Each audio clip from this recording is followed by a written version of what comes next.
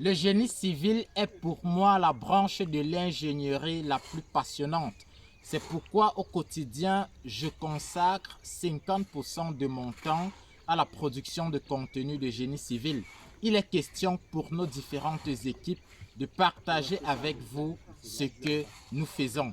Nous sommes sur ce projet de fondation depuis exactement 10 jours et il nous est venu à l'esprit de répondre à un internaute qui demandait à savoir: Romuald, comment prendre en compte la profondeur prescrite par le rapport d'études géotechniques pour pouvoir effectuer les fouilles sur un projet de construction. Nous avons eu à faire une première capsule dans ce sens pour montrer comment est-ce qu'on nivelait le terrain, où nous avons dit si on a par exemple une dénivelée de 1 mètre et que le rapport d'étude propose des fouilles de 1,50 m, l'idéal serait de faire toutes les fouilles à 2,50 m par rapport à la chaise d'implantation qui est nivelée par rapport en fonction du point le plus bas. Nous avons par ailleurs expliqué qu'il était possible de faire des fouilles avec des décalages, mais cela doit prendre en compte l'avis de l'ingénieur de structure, parce que pour créer un décalage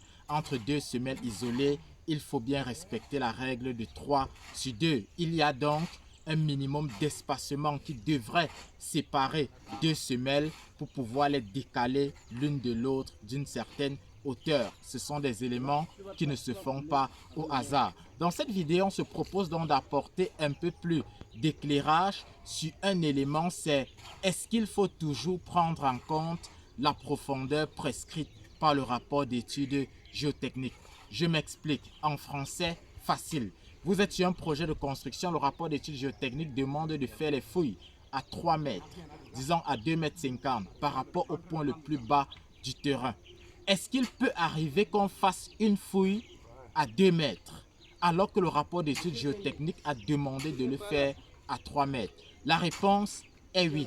Sauf que, qu'est-ce qui va se passer par la suite? Ce que vous devez savoir, c'est que lorsque on reçoit un rapport d'études géotechniques, on reçoit avec les contraintes en fonction des profondeurs. Le rapport d'études géotechniques va stratigraphier le sol de manière à vous dire que à 15 mètres, on a telle structure, à 12 mètres, on a telle structure, à 10 mètres, on a telle structure, à 3 mètres, on a telle structure. Et par rapport à chaque profondeur, on a une contrainte spécifique. Quand je parle d'ailleurs de structure, il s'agit donc de la contrainte du sol.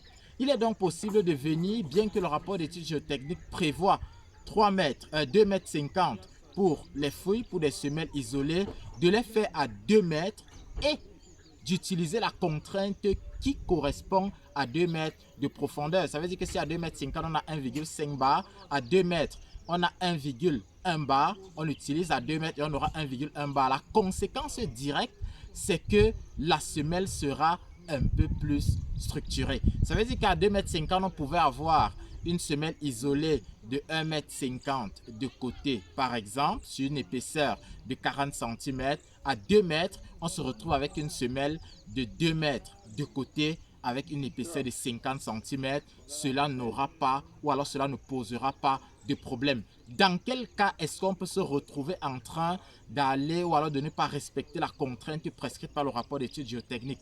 Très souvent, c'est lorsque la pente du terrain est considérable. Si vous avez par exemple un terrain qui a une pente de 1,80 m, vous ne voulez pas faire de sous-sol pour certaines raisons, peut-être pour l'architecture et autres détails, qu'est-ce que vous faites à ce moment? Vous êtes donc obligé de, parce que si vous partez à 2 mètres, 2,50 m de profondeur comme prescrit par un rapport d'études géotechniques, vous ajoutez la dénivelée de 1,80 m, vous allez vous retrouver à 4,30 m, ce qui devient un peu trop comme fond de fouille, à moins que vous allez relever cette hauteur avec du gros béton et d'autres matériaux. Il est donc possible à ce niveau de faire par exemple des fouilles à 1,80 m, ajouter à la dénivelée, de se retrouver à 3 mètres finis et d'avoir une semelle un peu plus conséquente. Voilà l'élément qu'on souhaitait partager avec vous dans cette capsule. Quotidiennement donc, nous produisons du contenu de manière à partager avec vous les détails autour de la réalisation des projets de construction dans notre environnement africain en général,